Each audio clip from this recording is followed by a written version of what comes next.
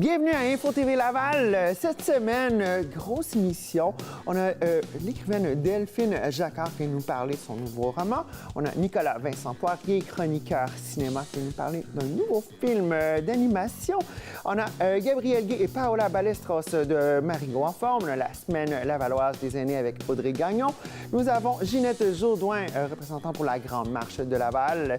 Nous avons Ruy-Sandra Georgescu, l'histoire du yoga. Et nous avons Dany Sémiel qui nous parle des mythes et légendes sur la méditation, ainsi que Jean-Jacques Lapierre qui reçoit cette semaine son invité Normand Préjean qui nous parle de son parcours. On y va? 4, 3, 2, 1.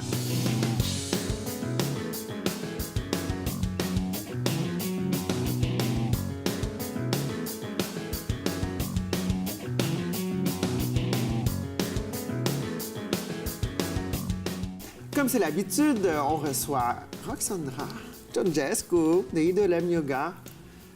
Namasté. Namasté. Namasté. Oui, je l'ai pas fait comme il faut. Namasté. Alors, première chose, on parle de yoga, on parle de l'histoire du yoga, comment c'est né cette histoire-là, puis où est-ce qu'on en est aujourd'hui, quelques millénaires plus tard, parce que ça fait vraiment longtemps que les gens font du yoga. Puis on aimerait sortir le mythe de la réalité. C'est vraiment millénaire. Ouais. J'ai fait une petite recherche, puis apparemment, ils trouvent des traces et des origines là, 10 000 ans. Donc, 10 000 ans, donc c'est pas la ans. dernière pluie. Non? C'est loin, 10 000 ans. C'est loin quand même, oui. Je me rappelle pas d'avant-hier, donc 10 000 ans, ça commence à faire un bout. 10 000 ans, ça fait un petit bout. Puis ils ont commencé à pratiquer, puis on a vraiment comme des lectures qu'on peut lire, des écritures et tout ça. À peu près à 5 000 ans. Là, je ris parce que je regarde du coin de l'œil, puis je vois Daniel, mon caméraman, qui fait des drôles de poses, puis qui se trouve drôle. Mais il est dans le vif du sujet, notre Daniel, pareil, parce que y a bien du monde qui voit ça comme « Ah, c'est ésotérique, c'est flyé, ces affaires-là. » Pas du tout, là. C'est vraiment pas ça. Vraiment, qu'est-ce que le yoga était à la base? C'est des postures ou un système qui va venir rajeunir le corps, maintenir le corps, puis prolonger la vie. D'accord. Fait que dans le fond, ça te donne une vie plus longue si tu pratiques le yoga. Mais non seulement ça. Non seulement ça, on va être en meilleure forme. Oui, ça, parce que veux pas, il y a du travail musculaire qui se fait. Oui, définitivement. Puis, il y a aussi le fait qu'on rentre la méditation, la concentration, le focus, exactement. Fait que c'est un travail interne, externe, complet, total. Mm-hmm. Puis, ça fait longtemps. Ça fait 10 000 ans, 5 000 ans, on a plus d'écriture. Puis, premier studio Premier studio d'Idolem Yoga il y a 2000 ans. Premier studio d'Idolem Yoga. À Laval. C'était à Laval, oui, c'était à Laval. Ça fait 10 ans. Ça fait 10 ans, bien écoute, il en reste 1990 à... Mais je pense que la première école, c'était une école qui était à la base, le premier emplacement, la bâtisse où on se ramassait pour faire ça vraiment consacré au yoga, c'est dans le début des années 1924 en Inde. Okay. Le yoga a origine en Inde, mais c'est pratiqué bien plus avant 1924. Et puis, il y a par l'immigration des hindous aux États-Unis, plus à l'Amérique, qui l'ont amené dans la civilisation western. Mm-hmm. C'est vraiment en Amérique qu'on a commencé à pratiquer le yoga plus qu'en Europe. Mm-hmm. Après l'Inde, c'est l'Amérique qui a reçu ça puis qui a vraiment accueilli ça. Accueilli, puis il s'est lancé dans le premier studio, ça fait 1949. Tu vois aussi, c'est qu'au début des années 1900, les premiers voyages qu'on pouvait s'organiser sans être dignitaire, représentant diplomatique ou quoi que ce soit, on pouvait voyager dans le monde, puis les gens découvraient l'Inde, découvraient l'Afrique, découvraient des trucs, puis amenaient ça. Puis après, quelques années plus tard, l'ère psychédélique et tout ça, bien, ça fait que les gens ils ont commencé à toucher à l'ésotérisme, puis ils ont comme incorporé ça là-dedans. Mais il n'y a rien d'ésotérique là-dedans. Là. C'est carrément juste une façon de se tenir en forme. C'est vraiment un système. C'est un système qui est très bien bâti, qui est très bien établi, qui est très bien expliqué, qui est très simple, qui Non, rien d'ésotérique, vraiment. La méditation, c'est la méditation. Tu contrôles ton cerveau, tu contrôles ta concentration. Fait que dans le fond, tu médites et ça peut t'ouvrir des portes où ta spiritualité va se développer. Puis là, tu peux aller dans un monde ésotérique, mais il n'y a rien d'ésotérique dans le yoga. C'est vraiment une pratique. Pour rassurer quelqu'un qui n'a jamais fait de yoga, là, j'arrive à l'école de yoga, première chose que tu vas me montrer, c'est quoi? Moi, j'arrive là, je suis toute stressée, puis là, je vais faire du yoga. Je vais te montrer... Tu vas me montrer comment déstresser, je vais te montrer un tapis. Ouais. Je vais te montrer comment t'asseoir en petit yogi comme ça. Un petit yogi comme ça, d'accord. Je vais te montrer comment respirer. Et je vais te dire de te calmer et prendre ton temps avant de commencer ta pratique. Parce que si on arrive dans une pratique de yoga, puis on est stressé, puis on court, puis le cœur qui bat, puis on n'est pas capable de se concentrer, de vraiment suivre, d'entendre qu'est-ce que le prof dit, de se laisser guider, puis on se bat contre nous. Oui, exactement. C'est un lâcher-prise total. Puis c'est un lâcher-prise, mais c'est conscient. Ouais. Puis ça t'amène à découvrir ton sous-conscient parce que tu viens vraiment nettoyer. Tu nettoies le corps, tu nettoies le cerveau. On nettoie le corps, l'esprit, là, on se fait une belle connexion entre les deux. Tu nettoies le corps, tu nettoies le cerveau, puis tu fais de la place pour du nouveau, pour du propre. La nouvelle énergie. Oui, exactement. Ça énergise le corps de A à Z, juste en allongeant la colonne. C'est pour ça que c'est un système qui prolonge la vie. En allongeant la colonne, on vient énergiser le corps. On permet à tout ce qui est énergie, exactement, qui flotte dans le corps, à passer mieux, puis à se reprendre mieux dans le corps aussi. Puis on permet, ça fait qu'on emmagasine beaucoup plus d'énergie que si on est tout compressé, stressé, pogné. On apprend à respirer, gérer sa respiration, gestion du stress, ça vient avec ça aussi. Absolument. Puis ça aussi, ça énergise la respiration. C'est juste utiliser ta capacité pulmonaire plus que... À plein potentiel, plutôt que juste de respirer. Oui, ben, à plein respiration stressée, là. À plein potentiel, j'ignore parce qu'on dit qu'on utilise très peu de notre capacité pulmonaire quand on respire, en général, exactement.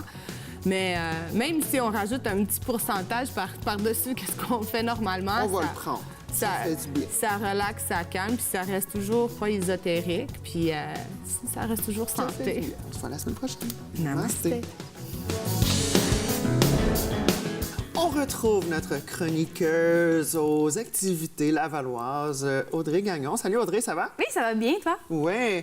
Alors aujourd'hui, tu veux nous parler de la Semaine lavalloise des aînés qui se tient normalement en octobre de chaque année, n'est-ce pas? Exactement. Donc cette année, c'est la 29e édition qui se déroule sous le thème de Toujours actif. Et c'est du 10 au 21 octobre prochain. D'accord. Donc, dans le fond, vraiment, c'est un événement organisé par la Ville de Laval, en collaboration, évidemment, avec des organismes communautaires. La Semaine lavalloise des aînés, dans le fond, ça permet de célébrer l'apport et l'engagement des aînés dans la communauté. Ce qui est très important. Évidemment, effectivement. Et c'est une occasion aussi de leur rendre hommage puis de leur... montrer notre appréciation. Puis ils ont accès, pendant cette semaine-là, à plusieurs activités. Combien d'activités sont destinées aux aînés pour cette édition? Une bonne soixantaine d'activités. Oui, c'est pas rien. Donc, des spectacles musicaux, du théâtre, des expositions, des colloques, des rencontres, des ateliers, des conférences et plus encore. Alouette! Donc, vraiment, il y en a pour tous les goûts, évidemment. Puis aussi... lesquels qui ont retenu ton attention? Il y en a plusieurs, mais il y a une exposition qui se déroule du 10 au 21 octobre, donc à chaque jour. C'est une exposition qui s'intitule « Mémoire nouvelle ». C'est en fait, ça juxtapose des photos d'archives personnelles et des lieux lavallois historiques sur le thème de la mémoire, de l'identification et de l'appartenance au territoire. Donc, par les photos, on rencontre des aînés avec des nouveaux arrivants qui permet de créer une mémoire nouvelle. Donc, une belle exposition qui promet. Donc, c'est à la bibliothèque Germaine Guévremont. Aucune réservation n'est requise pour accéder à l'exposition et c'est du lundi au vendredi de 9h à 10h à 21h. Super important. Oui, et la fin de semaine de 10h à 17h. Il y a aussi à la Maison des Arts de Laval une exposition très intéressante qui est gratuite. Qui est gratuite, oui. Donc, c'est l'expo multidisciplinaire banlieue qui avait gagné en 2015 le prix d'excellence donc de la Société des musées du Québec.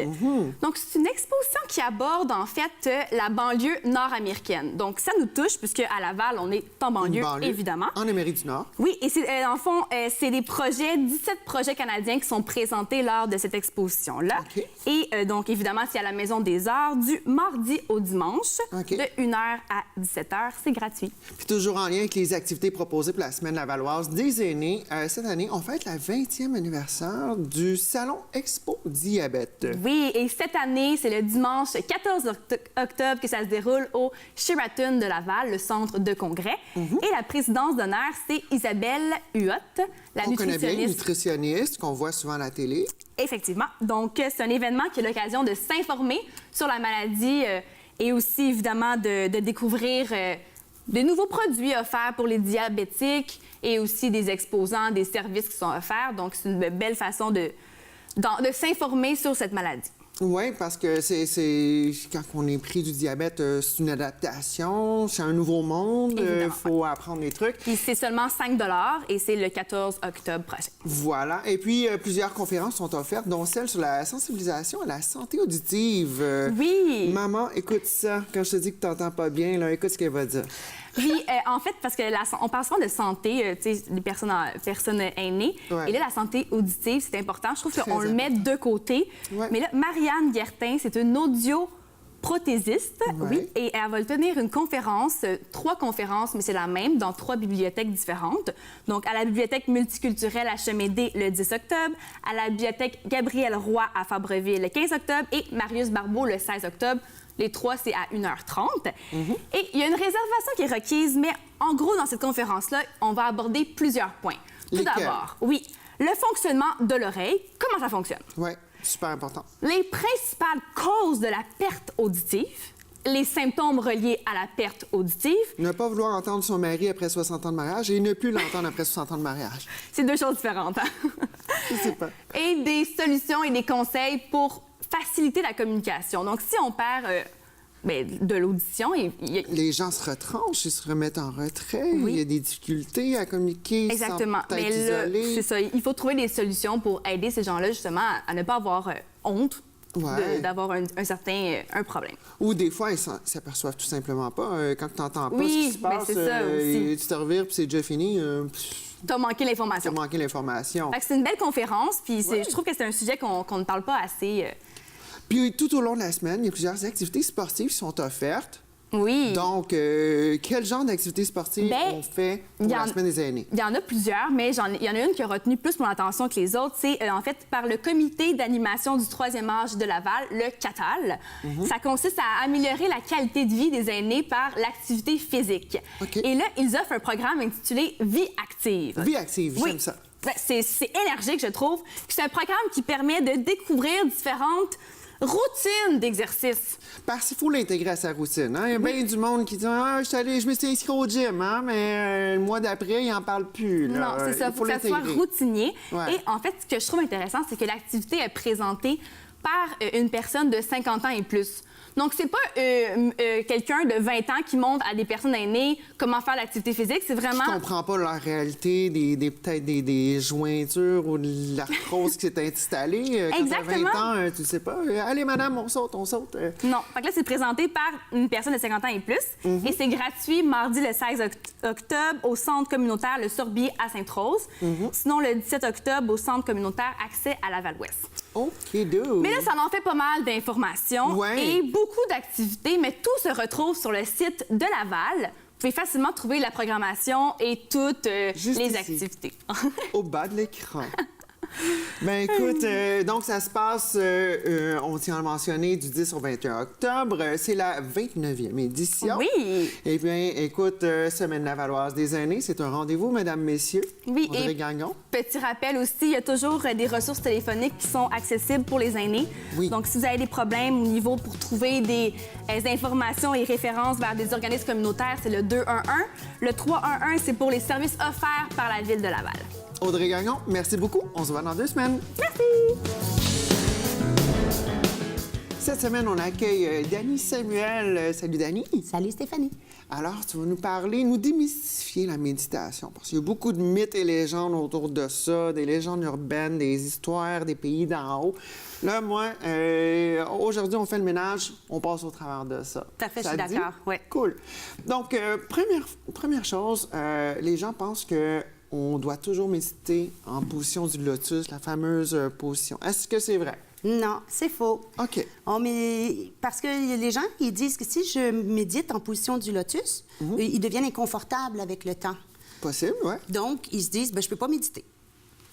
Fait que, dans la méditation, pleine conscience, la pleine conscience, c'est de pouvoir être au moment présent tel qu'il est, puis de l'accepter, d'être là, toute là. Comme nous, on est ici et maintenant. Ici, maintenant, right now. Donc, il y a 2 sortes de méditation. De la méditation qui est statique, donc celle qu'on est assis en tailleur ou assis sur une chaise ou couché. D'accord. Parce qu'on est couché sur le dos. Et il y a des méditations actives, c'est-à-dire que tu vas te dire, tiens, pendant que je vais manger ma cantaloupe, je vais être en pleine conscience du jus qui vient dans ma bouche. Quand j'avale, de qu'est-ce que je sens, je vais être en pleine conscience. Il y a aussi, on peut marcher en pleine conscience. Et le défi, cette semaine, ça va être de prendre sa douche en méditant. En pleine conscience. Donc, tout le long de la douche, on va se laver et on va penser à notre respiration. Okay. Et après, on regarde le nombre de fois que notre esprit s'évade et on revient. Je lave mon bras, puis là, on respire. Puis on reste dans le moment, puis on respire. Puis là, aussitôt qu'il y a une pensée qui déborde de « je prends ma douche ». Bien, dès que tu oublies le contact du moment présent, quand tu t'en aperçois, c'est pas grave. C'est très bien. Tu t'en es aperçu, tu reviens. Ah, je lave, je sens le savon, je sens mon shampoing, et ainsi de suite. Donc, faut être pleinement conscient de ce qui se passe. Là, je touche le papier, une douche. Je te parle. Donc, c'est vraiment ça. Il faut être en pleine conscience. C'est vraiment être dans le moment présent. On essaie de faire le tri, puis c'est le concret, c'est le maintenant tout de suite. Okay. On peut méditer d'une façon active à lumière rouge. Ouais. Pendant la lumière rouge, ben, on prend le temps de respirer quelques respirations, mais on ferme pas les yeux, là, parce que, tu sais, il faut savoir. Un peu moins pratique. Et on peut méditer en marchant. Quand on fait une file d'attente, que c'est long, ben, au lieu de trouver ça long, on se met juste dans notre respiration, puis on prend un moment pour soi. OK.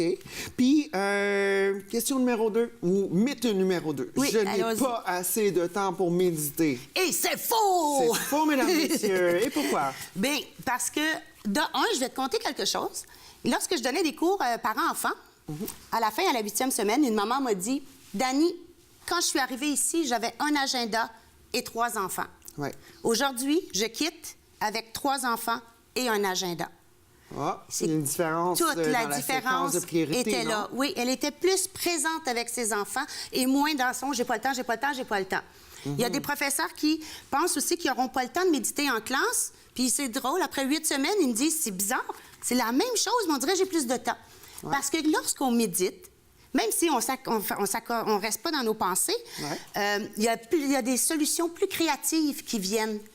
Puis ça nous fait gagner du temps avec ces solutions créatives. Parce qu'étant moins stressé, moins cortisol dans le cerveau, les idées sont un petit peu plus claires. Puis là, on peut vraiment se laisser aller créativement puis tomber sur la solution qu'il nous faut. Oui, les pensées, on est plus à l'écoute des pensées créatives et celles qui nous apportent des bonnes solutions. On les aime, celles-là. Oui.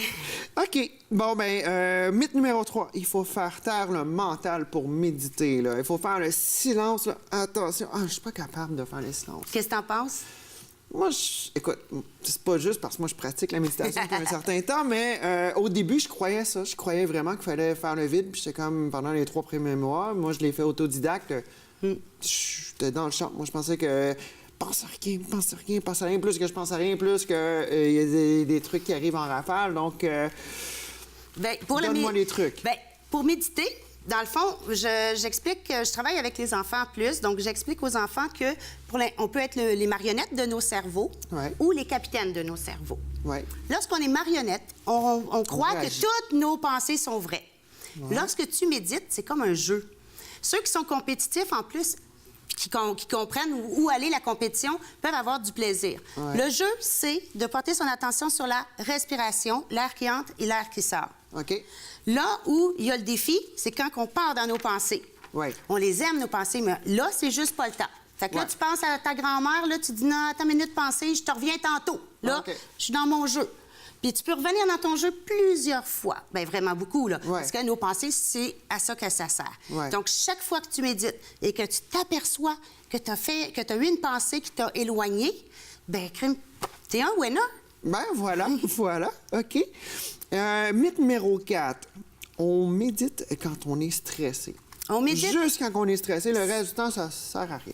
Ça serait la même chose que de dire on apprend à nager lors d'un naufrage. Voilà. Ça fonctionne pas Super comme ça. bien dit. Donc, la méditation, c'est apprendre à se calmer pendant qu'on est calme. Ouais. Donc, pendant tous ces moments de calme que tu vas avoir en méditant sans qu'il se passe rien, que c'est calme autour de toi, Ouais. tu es en train de creuser comme un chemin vers un lieu de calme à l'intérieur.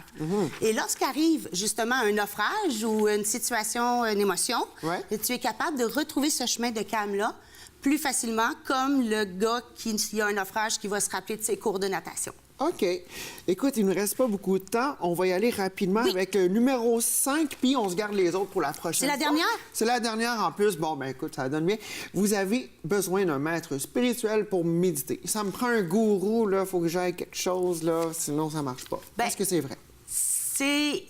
Lorsqu'on commence, c'est le fun d'avoir un support. Quelqu'un qui nous aide Pour nous nous guider. aider, nous guider. Mais c'est pas un gourou, c'est pas la personne Il n'y a qui pas de décide. gourou, non, mais Voilà. c'est le fun de prendre un cours de méditation, si on veut. Mais c'est possible de le faire à la maison en écoutant des méditations guidées. D'ailleurs, je propose 2 personnes. C'est Oui, Christophe André, de 3 minutes à Christophe méditer André. et méditation pour Et- mieux vivre de Nicole Bordelot. et Ça Nicole serait des guides Bordelot. pour débuter. Nicole Bordelot, elle est québécoise en plus, Ouais. c'est très intéressant. Elle écoutait sa voix est très calme. Et Christophe André, ben lui, c'est une sommité en Europe aussi. Puis lui, il offre 40 méditations de 3 minutes. Donc, 40 techniques. Fait qu'on vient pas me dire qu'on n'a pas le temps, là. C'est pas vrai, cette affaire-là. Ben, un gros merci, Dani Samuel. Bienvenue. Alors, ce matin, on a Gabrielle Gay et Paola Ballesteros. Bonjour, les filles. Bonjour. Donc, vous êtes de l'organisme marigotenforme.com, pour ne pas mentionner. Donc, qu'est-ce que Marigot en forme? En fait, Marigot en forme, c'est une table de concertation enfance-famille qui regroupe là, 20 partenaires dans le secteur Laval-des-Rapides-Pont-Vieux. Puis, les partenaires, dans le fond, ont identifié des enjeux pour les familles puis ont mis en place un projet qui s'appelle l'agent de milieu, qui est porté ici par Paola. Paola, l'agent de milieu. Et puis, agent de milieu, ça veut dire quoi, au juste? Agent de milieu, c'est la personne qui accompagne les parents, oui, des enfants de 0 à 12 ans vers les ressources qu'on a dans le secteur. D'accord. Et puis, le mandat de Marigot en forme, c'est vraiment d'aider les familles en difficulté, mais c'est pas partout au Québec. Là. C'est dans quel secteur vous êtes précisément? Nous, précisément, on couvre le secteur Laval-des-Rapides-Pont-Vieux, donc de la 15 à la 19, puis de la 440 à la Rivière-des-Prairies. Puis on travaille avec plusieurs organismes communautaires familles, des organismes de loisirs, les écoles primaires, la municipalité, la santé et services sociaux. Exactement. Les écoles? Oui, exactement, les écoles primaires, donc Sainte-Marguerite, Eureka, Saint-Julien, Simon-Vanier, etc., dans le secteur. Et puis, Paola, toi, une partie de ton travail, c'est d'être connue auprès de la population, c'est de trouver les gens qui seraient en difficulté. Et puis, la raison pourquoi tu es à la télé ce matin, c'est qu'on veut voir ton beau visage, il faut qu'on te connaisse, parce que les gens en difficulté, souvent, ont peut-être de la difficulté à trouver de l'aide. Et puis, pour quelle meilleure façon de trouver de l'aide que de connaître quelqu'un qui connaît tout le monde, bref. Donc, c'est un petit peu ton travail, c'est de trouver le besoin de chacune des familles. Exemple, on se fait un exemple... Oui, par exemple, une maman que je trouve chez l'épicerie. Oui, je le vois qu'elle est avec des enfants, oui. Donc, j'essaie d'avoir un lien de confiance avec elle, oui, pour savoir c'est quoi ses besoins, c'est quoi qu'est-ce qu'on peut des fois savoir s'il y a quelque chose qui l'inquiète, la maman, oui. Donc, après d'avoir fait le lien de confiance avec elle, je lui demande, c'est quoi que vous avez besoin? Moi, mon service est de vous accompagner vers les ressources qu'on a dans les quartiers, oui. Donc, la maman m'a dit, par exemple, c'est juste que je viens d'arriver, je ne sais pas où dormir, oui, ou je me cherche un appartement, ou j'ai rien chez moi, oui. Donc, tout, c'est d'aiguiller les gens vers les solutions pour les rendre plus forts puis autonomes. Oui, c'est ça, c'est de leur donner les outils pour que les parents puissent continuer son parcours migratoire ou sa vie. Oui, parce que c'est juste pas pour les gens qui viennent des autres pays, c'est aussi pour les gens qui habitent ici, ça fait longtemps, ou qui viennent d'ailleurs, du Canada, oui, mais qui viennent s'installer ici ou qui sont déjà quelques années ici, pour aider les parents à se sentir bien dans sa peau. Oui, parce que si la famille, si tous se sentent bien, c'est sûr que les enfants aussi vont réussir l'école. Oui, parce que le but de ça, c'est vraiment que les enfants puissent s'intégrer puis réussir. Là. Puis la réussite scolaire, on s'entend que si on n'a pas mangé ou on n'a pas les bottes d'hiver, on n'a pas les vêtements, on ne peut pas nécessairement y arriver, c'est difficile. Ouais. Et puis, il y a une grosse partie de votre clientèle qui est une clientèle de nouveaux arrivants, des nouveaux immigrants. Et puis, toi, Paola, tu en as déjà fait partie. Tu as déjà utilisé les services de Marigot en forme. Et puis, donc, tu es comme la meilleure candidate pour faire le travail que tu fais, finalement. C'est que tu es déjà passé par là. Mets-moi dans le bain, là. Tu arrives au Canada, tu parles pas français, tu baragouines en anglais un peu, là. Puis, c'est quoi, là, les trucs principaux que les gens vont faire? Écoute, Paola, peux-tu m'aider? Je viens d'arriver. On commence par quoi, généralement, rapidement? Oui, en général, on commence pour voir les logements, oui. C'est quoi les logements? Est-ce que la personne paye cher ou pas cher? Parce qu'en général, c'est les gens qui, quand viennent, peut-être une subvention pour toutes, ou la subvention du gouvernement. Donc, est-ce que la personne paye très cher pour l'appartement? Est-ce que ça fait avoir? Oui. Parce qu'il y a des gens qui vont abuser, des fois, ça se peut, non? Oui, c'est ça arrive beaucoup, oui. Ouais. Ou les gens font les contrats de l'appartement pour 200, 300, oui. On charge beaucoup d'argent, oui. Donc, j'essaie de voir ça avec les parents parce qu'en général, c'est les problèmes d'argent qui s'en viennent. Grosso modo, beaucoup de choses tournent au problème de l'argent, du manque d'argent. Et puis, à ce niveau-là, vous êtes bien entouré. Vous avez plusieurs organismes, entreprises qui vous aident à trouver les ressources que vous avez besoin. Parce que là, dans le fond, toi, vous êtes comme un centre de ressources où est-ce que, OK, tu as besoin de ça, OK, je sais à qui t'envoyer. C'est du réseautage que vous faites. Exactement. Bien, vu que nous, on est une table de concertation, on travaille avec... C'est une ressource qui est disponible pour tous les partenaires dans le milieu. Donc, par exemple, si on a les loisirs Bon Pasteur ou la parentèle de Laval qui a une famille qui fréquente le milieu puis qui a besoin, qui est vulnérable, là, qui a des besoins spécifiques, puis qui ont besoin d'être accompagnés à l'extérieur de l'organisme, mais l'organisme va communiquer avec Paola pour que Paola puisse venir rencontrer la famille pour les accompagner d'un service à l'autre. Puis, dans son mandat, elle fait vraiment une tournée de tous les organismes. Donc, dans le quartier, vraiment... Tout le monde la connaît. Ouais. Et maintenant, toute l'île de Laval la connaît. Et maintenant, toute l'île de Laval la connaît. Donc, elle va vraiment pouvoir accompagner à l'Armée du Salut, au relais communautaire du dépannage alimentaire, des vêtements. Elle peut aussi trouver de l'aide pour l'aide aux devoirs, des cours de loisirs pour les enfants, aider à trouver une garderie. Donc, tout ce qui est plus d'aller d'un endroit à l'autre, puis elle va viser l'empowerment des parents. Oui, c'est donc, ça. Au début, elle va l'accompagner physiquement. Elle va lui montrer comment utiliser l'autobus, par exemple. L'horaire, tout ça, pour que la personne soit capable de le faire par elle-même ensuite. Donc, l'objectif, c'est soit qu'il y ait une prise en charge par un organisme qui est spécialisé pour son besoin ou que la personne soit capable de s'orienter. Puis on a vraiment des beaux exemples de succès avec Paola. Ben, écoutez, moi, je dirais jusqu'à dire que vous êtes des petits anges professionnels. Donc, Marigot en forme. Les filles, un gros merci. Pour les gens qui veulent vous rejoindre, c'est marigotenforme.com. Vous avez aussi une page Facebook. Oui. Marigot en forme. Il y a aussi la voix des parents de Marigot. Voilà, c'est fait. Facebook. Vous Merci êtes maintenant beaucoup. connus. Oui, merci. Alors, ce matin, on accueille une écrivaine, auteure, Delphine Jacquard. Bon matin. Bonjour. Vous allez bien? Oui. Donc, vous avez une nouvelle œuvre qui est sortie à saveur historique, évidemment. Évidemment. Comme on va le découvrir ensemble. Donc, c'est ancré aux alentours de 1915, le génocide arménien. Le 24 avril était vraiment une date fatidique. On va se mettre un petit peu dans le bain. Racontez-moi historiquement ce qui s'est passé et après ça, mettez-nous en bouche Siamanto, Mon amour, qui est une version romancée, une histoire d'amour là-dedans, qui, elle, est-ce qu'elle est véridique ou c'est inspiré de vérité? Elle est fictive. Elle est fictive, c'est pour permettre justement à l'auditeur, au lecteur, de pouvoir entrer dans l'histoire du génocide. Comme c'est assez difficile, j'ai choisi de passer par une histoire d'amour triangulaire. L'adoucir l'histoire un peu pour la rendre digestible, peut-être. Et prendre comme ça Edgar, et d'ailleurs, de toute façon, un des personnages, justement, est suisse. Donc, il va prendre le lecteur par la main et on découvre ensemble l'histoire du génocide du 24 avril. Le 24 avril, c'est là que tout a commencé. Le 24 avril est une date très significative. On fête le génocide. Mais en fait, c'est la rafle de tous les intellectuels qui a eu lieu le 24 avril. Donc, on rappelle que la plupart des gens qui se prononçaient... L'intelligentsia a été ramassée lors de la rafle du 24 avril, emprisonnée et tuée, puis le génocide a commencé. Donc, c'est un ethnocide. On tue la culture d'abord, et on tue ensuite physiquement le peuple. On tue les piliers. Exactement. Et c'était justement l'intention des bourreaux.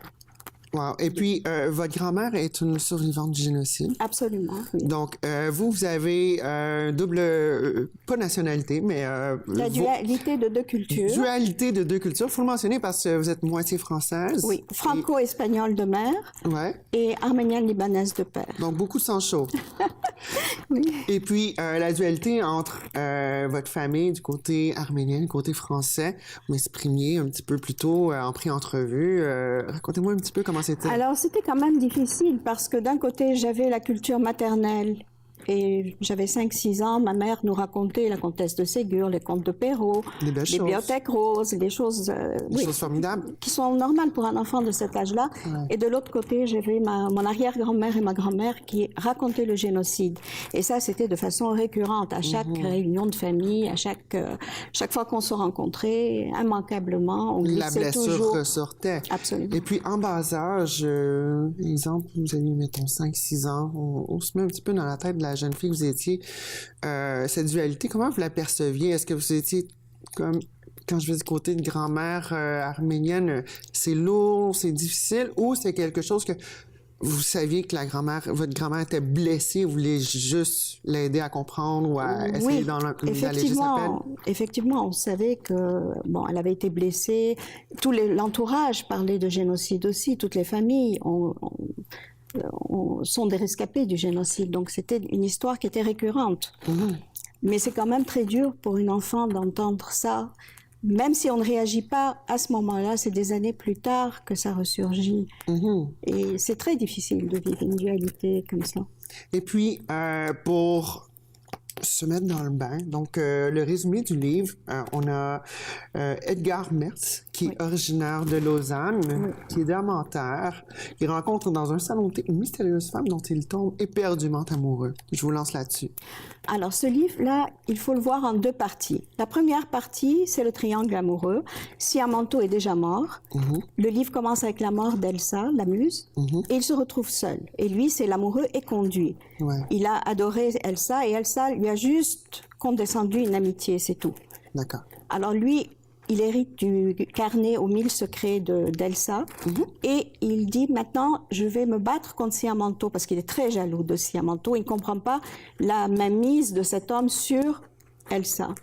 Donc, à travers le carnet aux 1000 secrets, il va commencer à rentrer doucement dans l'histoire de Siamanto et le trait d'union qui unit ces deux personnages. Ce qui va l'amener un peu plus tard dans la deuxième partie à rencontrer un professeur d'histoire, le professeur Vartanian, qui lui va lui enseigner l'histoire du génocide, va lui expliquer la différence entre 24 avril, date de la rafle, et la mort de tous les intellectuels, puis du génocide.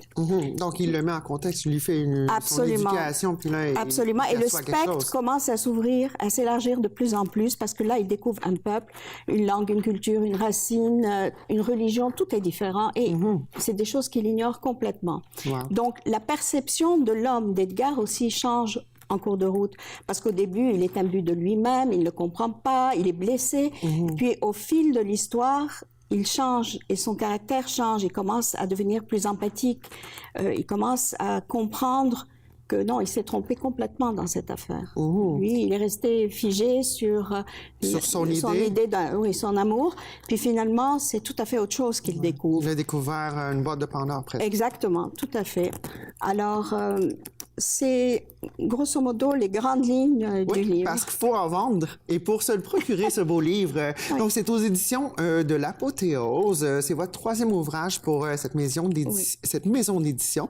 Vous avez une préface du docteur Onik Jamgosian, qui est docteur en histoire de l'Université de Paris, du Panthéon-Sorbonne. Donc, c'est un grand honneur. Et donc, c'est Delphine Jacquard, Siamanto, Mon amour. Et vous avez un événement spécial rapidement le 4 novembre pour la communauté arménienne locale. Oui, tout le monde est invité? Oui, tout le monde est invité, c'est gratuit. Et c'est une soirée en français et en arménien. On va lire les poèmes de Siamanto. Il va y avoir de la musique. Ça va être une soirée très spéciale dédiée au 140e anniversaire de naissance, qui est cette année, de Siamanto. Ben écoutez, ça se passe à l'association arménienne Tikeyan. Ben, je vous remercie beaucoup. Merci beaucoup de m'avoir reçu. Ça fait plaisir. Donc, on se revoit dans un instant. Alors, aujourd'hui, on accueille Ginette Jourdouin, représentante pour la Grande Marche de Laval. Bonjour, Ginette, ça va bien? Bonjour. Donc, aujourd'hui, vous êtes organisé la deuxième année d'un événement, la Grande Marche de Laval, qui aura lieu le 21 octobre au Centre de la Nature, sous, pas la gouverne, mais l'assistance du Grand Défi Pierre Lavoie. Oui, tout à fait. Dites-moi en plus. Alors, c'est la deuxième année qu'on organise cet événement-là. Le but de cet événement-là, c'est de changer les habitudes des gens pour que les saines habitudes de vie deviennent une norme quotidienne et non... Qu'on n'ait plus besoin d'y penser, que ça soit vraiment inculqué, là. Exactement. Alors, comment l'événement est parti? C'est Pierre Lavoie qui a sollicité l'Association des médecins omnipraticiens de Laval et eux autres qui doivent parler habituellement aussi de la santé ou de changer les habitudes. La répétition à tous les jours. Exactement. Alors, on veut faire un événement qui est agréable, donner l'exemple aussi, les professionnels de la santé, donner l'exemple des saines habitudes de vie, de marcher. Alors, on essaie d'intégrer... La base, quoi. Exactement. Parce que déjà, marcher, c'est une activité physique que... Oui. Dommage, mais pas tant de monde pratique. Puis pourtant, c'est la plus accessible pour la majorité des gens, n'est-ce pas? La plus simple, qui ne coûte rien, que vous n'avez pas besoin de vêtements de sport, qu'il n'y a pas de compétition, à part que vous-même, de vous motiver pour sortir puis aller marcher. Et puis, vous, Ginette Jourdouin, en tant que, dans la vie de tous les jours, vous êtes infirmière. Oui, je suis infirmière clinicienne. Donc, vous avez la priorité de la santé à cœur. Puis, comme on dit, à tous les jours, vous avez la petite cassette qui repart, là. Vous avez toujours à peu près les mêmes choses à dire aux gens de prendre soin d'eux, bref. Oui, tout à fait. Moi, je travaille dans un GMF qui, à la base, c'est le CIUS de Laval, qui nous donne le mandat de travailler sur les maladies chroniques, dont le diabète, l'hypertension, le cholestérol. Et les saines habitudes de vie font partie de notre mandat. Alors, nous, c'est sûr que on va parler, c'est la base d'un traitement. Puis ensuite, s'il y a un échec à ce niveau-là, bien là, on va parler plus de traitement avec des médicaments. Mais à la base, ça va toujours être les saines habitudes de vie qui va être notre élément clé. Et puis, le terme « saines habitudes de vie », est-ce qu'on pourrait aisément le remplacer par « hygiène de vie », que ça serait... Tout à fait. Ça serait comme la version qu'il faudrait voir peut-être, parce que saines habitudes, ça nous donne comme l'option de... c'est une saine habitude. J'ai l'option de ne pas prendre. Mais quand c'est de l'hygiène, c'est une autre façon de voir les choses, là. C'est non, je ne sortirais pas de chez moi sans me brosser les dents. C'est un peu la même chose, mais au niveau de notre propre santé. Oui, tout à fait. En même temps aussi, ce qu'on va dire souvent aux gens, c'est, bon, si vous changez vos habitudes de vie, souvent, ça va remplacer une pilule. Ouais. Alors, des fois, on va dire aux gens, ben, au lieu de prendre une pilule, vous dites, ben, je prends ma pilule, je vais marcher. Ouais. Ou je vais prendre ma pilule, je vais changer ma façon de m'alimenter. Alors, c'est à la base ce qu'on devrait faire, même si on n'est pas malade, Ben oui. pour éviter. Pour éviter en bout de d'être ligne. malade. Exactement. Et puis, lors de l'événement du 21 octobre, premièrement, il faut s'inscrire. C'est sur le site du Grand Défi Pierre Lavoie. On va dans l'onglet Région. On choisit Laval pour aller s'inscrire. Exactement. L'année dernière, on a eu plus de 1100, donc plus de 1100 participants. Cette année, on aimerait ça doubler. Hein? Tout à fait. C'est notre objectif. Oui. Moi, j'aimerais ça tripler. Là. J'aimerais vraiment ça. Mais on va commencer par doubler pour cette année. Hein, Oui. Pour une deuxième, ça serait quand même pas mal. Oui. Et puis, le parcours, c'est de 5 km. On rappelle, c'est à notre rythme. On n'est pas obligé d'y aller en compétition. On pourrait juste, exemple, débarquer 2-3 bonnes amies puis avoir une petite conversation en marchant. Oui. Alors, on peut même sur le site du Centre de la nature, ils autorisent les animaux. Ah! Oui. Donc, on pourrait amener le chien. On pourrait Oui. faire un 2 dans 1. Exactement. Oui. De venir avec des amis, en famille, avec les enfants, avec la poussette même. L'année passée, il y a même quelqu'un qui est venu en marchette. Mm-hmm. On a le personnel de sécurité, on a les ambulanciers Saint-Jean qui sont là pour supporter les gens, pour les aider. Alors, le parcours 5 km, si les gens commencent, ça peut être les gens qui sont habitués, les gens qui commencent, des fois, ça peut être juste un premier pas pour débuter cette activité-là au quotidien. Alors, s'ils ne sont pas capables de faire le 5 km, ils peuvent commencer à faire 1 km, 2 km, ils retournent. L'important, c'est de s'inscrire et d'y aller. C'est de commencer. S'inscrire, c'est... c'est une motivation de plus, c'est que cette date-là, j'ai pas le choix, oui, je le fais. Effectivement. Mais en même temps aussi, ça nous permet de préparer l'événement. Alors, s'inscrire, c'est fortement suggéré, mais si les gens n'ont pas Internet, ne sont pas capables, bien à ce moment-là, ils se présentent sur le site la journée même, on prend les noms, puis ça va nous permettre de savoir combien de personnes ont participé à l'événement. Donc, l'important à savoir, 21 octobre, Centre de la nature, à quelle heure? L'animation commence à 9h30. D'accord. Et la marche va partir à 10h30. Donc, pour les gens qui voudraient arriver, dernière minute, écoute, Oui. je vais regarder la température, puis finalement, il fait beau, j'y vais. Oui. On peut s'inscrire dernière minute, mais il faut arriver un petit peu avant 9 h. Bien, ça serait agréable. Idéalement. Ça serait agréable parce qu'on fait un réchauffement. Ouais, Il faut se préparer. Ben oui, ben Avant de oui. faire quand même 5 km. Pour les gens qui sont habitués, ça devient C'est presque rien, mais facile, pour mais quelqu'un ceux qui qui sont le fait moins pas, habitués, ils trouvent ben ça un oui. petit peu plus long. D'accord. Alors, un réchauffement, il va y avoir de la musique. Ensuite aussi, il y a des gens qui nous supportent. Il y a des gens représentants du maire qui vont être là. Il y a des députés qui vont être là, entre autres un député fédéral qui va être là. Il y a aussi une représentante du CIUS de Laval qui va être là. Alors, puis il y a tout le comité qui va être là aussi, évidemment. Ben écoutez, 21 octobre 2018, Centre de la nature, le Grand Défi Pierre Lavoie qui parraine l'événement, qui chapeautre. Oui. Et puis, rapidement, en clinique, là, le truc que vous voyez le plus souvent, là, l'effet secondaire de ne pas marcher couramment puis de ne pas prendre soin de son hygiène, ça serait quoi? Dans la vraie vie de tous les jours? Bien, en fait, ce qu'on observe, c'est prise de poids. Ouais. C'est essoufflement, plus de difficultés, endurance diminuée, concentration diminuée. Je reconnais mon caméraman, là, puis je pense que ça Oui, reconnaît. c'est des bons petits trucs à donner. Ensuite aussi, il y a aussi au niveau de la concentration, parce que la marche va régler des problèmes multiples, dont le poids, qu'on va essayer de le maintenir. Ensuite, on va avoir au niveau le cardio, effectivement, au niveau de la motivation. Ouais, Vous allez l'énergie. avoir, exactement, vous allez avoir beaucoup plus d'énergie, beaucoup plus, l'anxiété est diminuée. Alors, il y a des effets à peu près à tous les niveaux. Bénéfique à tout niveau. Oui. Donc, 21 octobre au Centre de la nature, pour la Grande Marche de Laval. Merci beaucoup, Oui. Mme Jourdain. Merci beaucoup. On revient dans un instant. Pour la chronique cinéma, on accueille Nicolas Vincent Poirier, notre habitué hebdomadaire. Comment ça va? Ça va bien, et toi? Ça va super. Alors, tu as ramené notre mascotte Amy. On Oui. est content de te voir, cocotte. Oui, Pinot. Alors, cette semaine, on se parle d'un film. Un film. Est-ce que c'est vraiment un film quand c'est des dessins animés? Écoute, c'est un film d'animation musicale, Smallfoot. Smallfoot. Alors, avec version originale anglaise, on a James Corden, on a Channing Tatum. Channing Tatum. On a qui d'autre qui fait des voix? C'est quand même assez monumental, là. C'est les deux principaux de ce que je me rappelle. Et ce film-là, ce film-là, dans le fond, ça ça ramène un peu l'histoire à l'envers. Tu sais, pour nous, le Yéti, c'est une légende qui n'existe pas. Eh bien, dans ce film-là, c'est l'opposé. Les humains n'existent pas. Exactement. Ben, j'aime déjà l'idée, déjà en partant. Là. C'est peut-être montrer aux enfants l'autre côté de la médaille. Oui, que dans le fond, les Yétis pensent qu'on n'existe pas. Et dans cet univers-là, c'est ça, les Yétis pensent qu'ils sont les seuls au monde.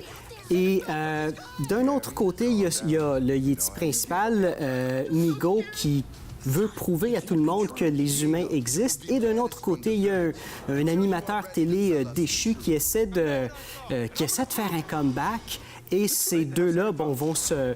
Il va y avoir un clash. C'est ça, vont se rencontrer et le Yéti veut ramener l'animateur télé à son peuple pour dire, regardez, des humains, des petits pieds, le titre Smallfoot, ça... Ah, c'est ça, petits pieds. Ben oui, ça. parce que nous, on trouve des Bigfoot, ben oui. C'est ça, ça existe. Ouais. Et ce film-là, bien, en tout cas, l'histoire a été développée par Sergio Pablo et c'est celui qui a créé, dans le fond, la franchise Despicable Me, Détestable Moi. Avec les mignons qui sont tellement... Et tu sais, c'est cute, mais tu sais, ces films-là, c'est une mine d'or, là, cette franchise-là. Écoute, on parle de 3,7 milliards au box-office pour ces films-là jusqu'à date, si jamais ils en font d'autres. Donc, tu sais, c'est vraiment énorme. Et on a demandé au scénariste-réalisateur Carey Kirkpatrick d'écrire le scénario il y a quelques années. Et Carey Kirkpatrick, en 2015, a écrit la pièce de théâtre qui s'est ramassée à Broadway puis qui a gagné une tonne de prix, Something Rotten. Et c'est une comédie musicale, ça a gagné une tonne de prix. Et à partir de là, on a été le voir, puis on lui a dit « Ouais, t'écris le scénario de ça. Ouais, écoute, finalement, rajoute de la musique à ça, puis aussi, c'est toi qui le réalises. » Et tout ça à cause, bon, entre autres, de sa pièce de théâtre qui a si bien fonctionné.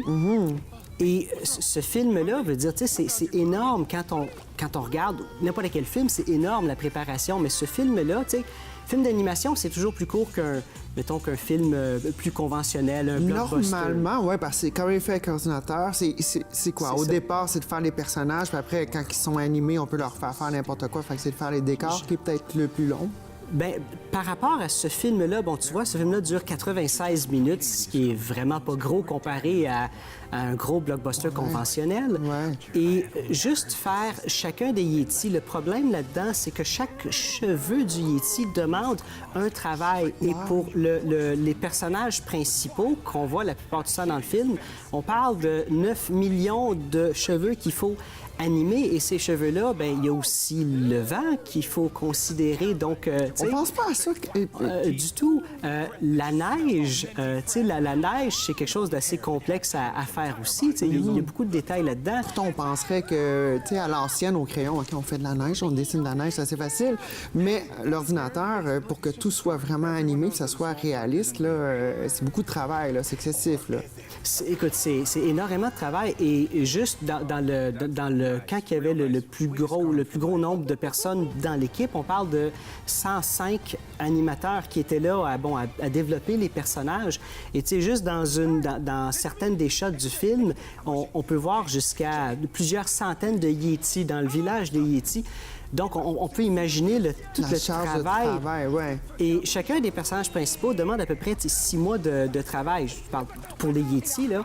Ça n'aurait pas été moins long de faire des bons déguisements de Yétis, un peu de CGI. Ça n'aurait pas coûté moins cher, ça aurait fait un résultat, non? Ça aurait coûté beaucoup plus cher. Ce film-là a coûté entre 80 et 100 millions de dollars. Okay. Donc, tu sais, je pense que aujourd'hui, avec les blockbusters, bon, avec le budget qui ne cesse d'augmenter. Et les profits aussi, heureusement, sinon ça ne serait pas une bonne business. Je te dirais les deux, parce que ces temps-ci, on a droit les plus gros succès, on les a ces temps-ci, mais aussi les plus gros flops commerciaux, on les a ces temps-ci.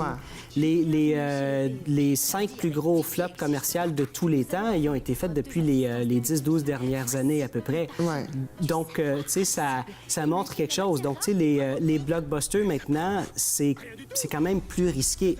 Et Smallfoot... Mais il y en a plus aussi qui sortent. Avant, c'était une certaine type de grande compagnie de cinéma qui pouvait se permettre de faire des méga blockbusters puis mettre le budget de publicité. Là, maintenant, c'est comme sur toutes les productions, ils ont comme presque plus le choix là, d'y aller comme ça. C'est que le budget augmente tout le temps et ça n'aide pas les histoires non connues comme on prend Smallfoot.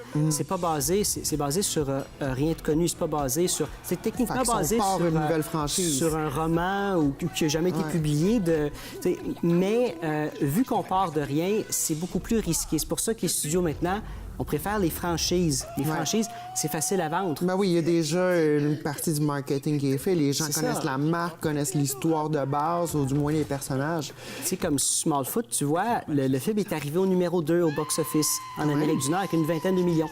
Tu sais, c'est bien, ils vont sûrement rentrer dans leur argent, mais ça aurait été basé sur quelque chose de déjà connu, la même histoire. Ça aurait été... Ils vont sûrement se reprendre sur les produits dérivés. Là. On va voir ça dans le temps des fêtes, là, à Noël. Là, au mois de novembre, on va aller se promener dans les allées des jouets, puis on va voir sûrement des Smallfoot partout. Je pense qu'ils vont se reprendre avec ça. Oui, bien, j'espère pour eux, parce que, mon Dieu, numéro 2 au box-office, là... Écoute, Nicolas Vincent, c'est un plaisir encore une fois. Ta note sur 10? C'est pas le genre de film que j'aime, donc je veux pas donner de notes. Je suis pas le bon public. Ouais. Parfait. Merci. Bonne semaine. C'est une créature terrifiante, avec des dents minuscules, parfaites, blanches, et une haleine qui empeste la fraîcheur mentholée. Et ses seuls poils, sur tout son corps, sont sur le sommet de sa tête. Arrête, Migaud, tu les terrifies. Hé, n'ayez pas peur, c'est seulement une histoire. Tout le monde sait que les petits pieds, ça n'existe pas. Ou peut-être que si. Ah, c'est super. Super, vraiment. On les a traumatisés à vie.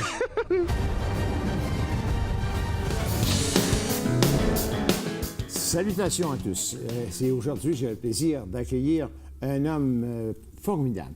Il est efficace, il est polyvalent, il est audacieux, il est performant. Normand Préjean, c'est un grand plaisir de t'accueillir. Bien, bonjour, M. Lapierre. Normand, t'es né à Montréal. Oui. Mais déjà, jeune, à un moment donné, tu étais impliqué dans plusieurs activités, je crois. Bien, j'ai été impliqué effectivement très tôt dans plusieurs activités, mais ce n'était pas à Montréal parce qu'on a déménagé alors que j'avais 8-9 ans à Montréal-Nord. Donc, j'ai été impliqué à Montréal-Nord, effectivement, oui. Mais j'ai entendu parler des hirondelles bleues, moi, un peu à travers... Oui, ça, c'était le journal de la troupe folklorique qui existait ici à Laval. Alors, je suis déménagé à Laval vers l'âge de 15 ans. Et tout de suite, mes parents ont voulu que je socialise avec les jeunes du quartier, ce qui a été fait très rapidement. Donc, je me suis impliqué avec les Hirondelles Bleues, qui étaient à l'époque l'équipe de folklore, de danse folklorique, là. On avait une belle réputation. Et L'Envolée, c'est un journal que j'ai mis sur pied, un mensuel là, pour les... Déjà, à 15 ans, un journal? Rien de moins. On ne se privait de rien, c'était fort. Absolument pas. OK. Et puis, là, tu as fait tes études et puis tu as commencé à travailler immédiatement. Tu as fini ton secondaire et puis tu as commencé tes études à travailler. Oui, j'ai commencé à travailler à l'âge de 15 ans. 15 ans? Donc, j'ai cumulé plus de 50 ans de travail. Mais j'ai étudié pendant que je travaillais. OK. Jusqu'à faire mes études universitaires que j'ai terminées à l'âge de 42 ans. 42 ans? Oui. Mais 42 ans, tu as obtenu un bac à ce moment-là? Oui. Formidable. OK. Alors, il fallait avoir du courage parce que c'est pas toujours facile. C'est pas facile. Pendant plusieurs années, je veux dire, c'était du 3 puis du 4 soirs par semaine, 7h à 10h, on rentrait à la maison à 11h. Ah là là! Alors, c'était demandant. Mais avant ça, demandant. On m'a dit que tu avais acquis une expérience assez intéressante chez Pascal. Oui, tout à fait. Alors, je sais pas... Tout le monde a connu le vieux Pascal. Oui, les quincailleries, l'équivalent de nos Rona aujourd'hui, bien sûr. Et oui, j'ai progressé au point où, à un moment donné, j'avais 20 ans à ce moment-là. On m'a offert, le président de la compagnie, M. Pascal, M. Max Pascal, m'a offert d'aller étudier à New York pour apprendre à gérer un entrepôt, parce qu'à ce moment-là, Pascal construisait un entrepôt. Je n'avais que 20 ans, mais j'étais amoureux. Alors non, j'ai dit non. L'amour. Il était prêt à payer toutes les dépenses, mon salaire et tout, le temps qu'il fallait pour étudier. Mais c'était un bel hommage, c'était une belle reconnaissance à ce moment-là? C'était une belle reconnaissance. Enfin, lui voyait en moi probablement un certain avenir. Il s'est peut-être pas trompé parce que j'ai été gestionnaire de grandes entreprises toute ma vie par la suite. Ouais. Ça montrait une grande efficacité parce que l'efficacité, vous l'avez prouvé ailleurs aussi, je pense, avec Saint-Hubert aussi. Avec Saint-Hubert, pour les rôtisseries, j'ai été au départ directeur du développement. Alors, j'ai lancé littéralement le développement des rôtisseries à travers le Québec, puis après ça, dans les autres provinces canadiennes. Vous avez connu M. Léger au début? Oui, très bien. René et Hélène Léger, les fondateurs de l'entreprise, je les ai très bien connus, comme leurs garçons et leurs filles, Claire et Jean-Pierre.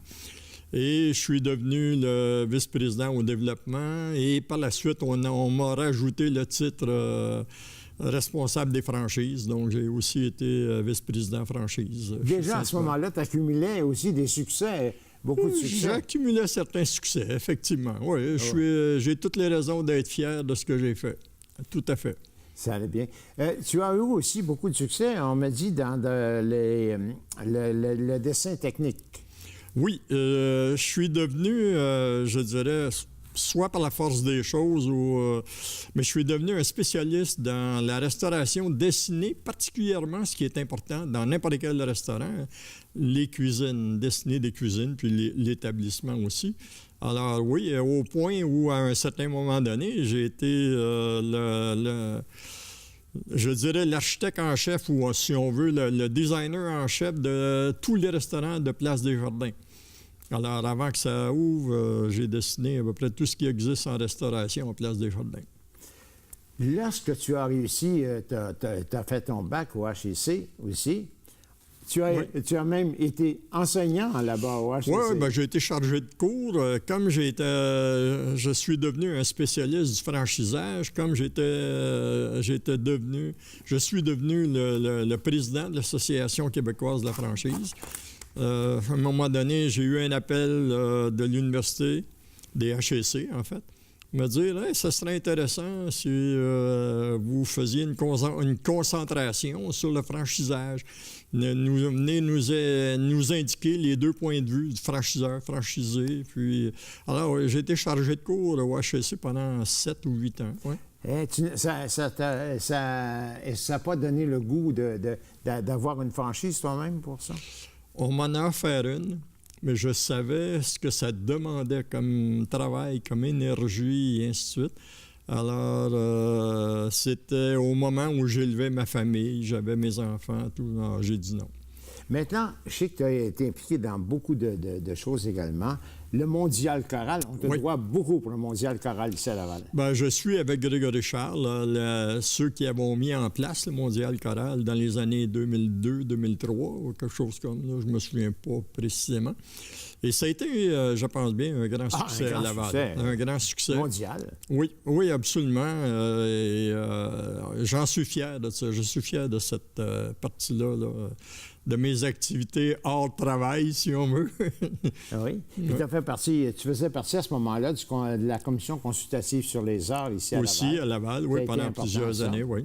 Maintenant, c'est pas tout. Tu es encore pas mal impliqué dans beaucoup de choses actuellement. Tu as été impliqué avec la Relance. Oui, j'ai été trésorier de la Relance pendant 2 ans. J'en ai été le président. Et pour ceux qui ne connaissent pas la Relance, c'est un groupe de loisirs. On a 3000 membres. On donne des cours de toute nature, de toutes sortes, là, et je pense que c'est bien apprécié dans Laval. Ah oui, elle est très efficace. Et pas tout. À un moment donné, tu as le temps de donner des cours de philo également. Je fais ça aussi. Il faut s'amuser dans la vie. Oui. Et la philosophie, ça a toujours été... ça a toujours eu un attrait pour moi. Alors, je m'y suis mis. Mais ce ne sont pas des cours, ce sont des ateliers. J'aime beaucoup que les gens s'impliquent aussi. Alors, j'amène le sujet, les gens, je les amène à en discuter. Et rapidement, je sais qu'aussi tu as écrit 5 livres. Entre autres. Ah, ça, c'est ça. Tu fais le voyage, tu as visité déjà 84 pays. Aussi. Tu donnes les conférences, tu as une conférence que tu as donnée sur la génétique dernièrement. Oui. OK, alors c'est intéressant, formidable. Écoutez, si vous avez plus de... Et les jeunes encore. T'as encore de l'énergie, Il a mettons. encore de l'énergie. Il est dynamique, il s'occupe. Alors, c'est formidable.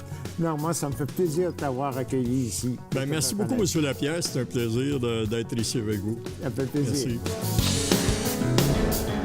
C'est ce qui complète notre émission cette semaine. Revenez la semaine prochaine, dimanche matin, 8h. En attendant, participez à Bingo TV Laval. Cette semaine, 4 000 en prix ainsi que 3 000 pour la carte pleine. Ici, c'est Bingo. Alors, pour la liste des détaillants, tvrl.ca ou facebook.com/TV Laval 9. Jusqu'à la semaine prochaine, bonne semaine.